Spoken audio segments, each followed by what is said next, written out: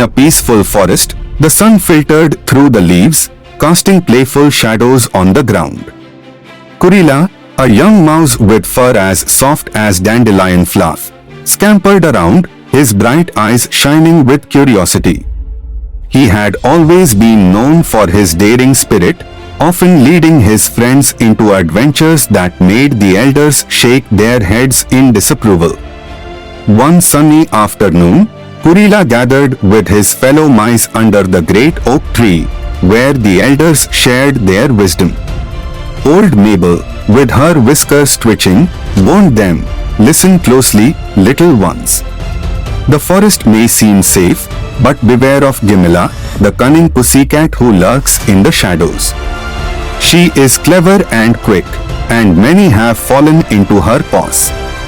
But I am too clever to be caught." KURILA declared, a hint of bravado in his voice. His friends exchanged nervous glances, but KURILA waved them off. "Come on, there's nothing to fear. Let's explore." Days passed, and one golden afternoon, KURILA and his friends stumbled upon a sprawling field of ripe corn, golden stalks swaying gently in the breeze.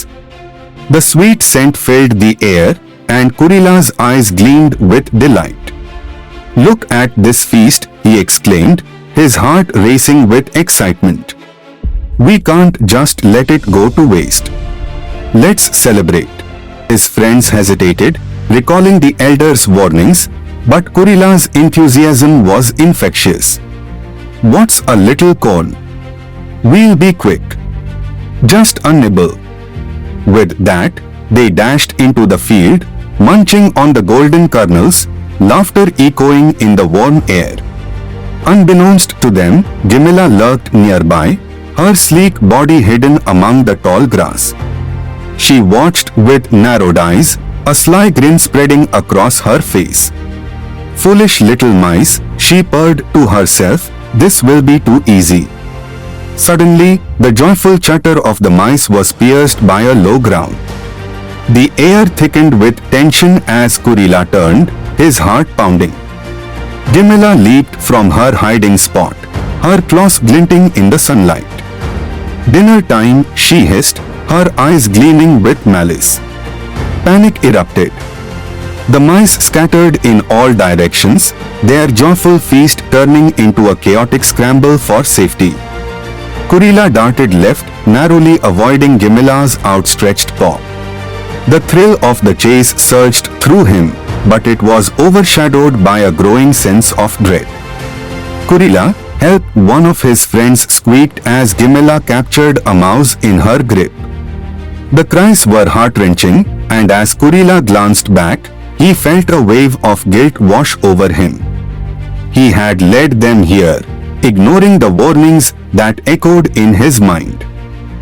With a final desperate leap, KURILA found a crevice in a nearby rock, squeezing through just as Gimela's claws grazed his tail.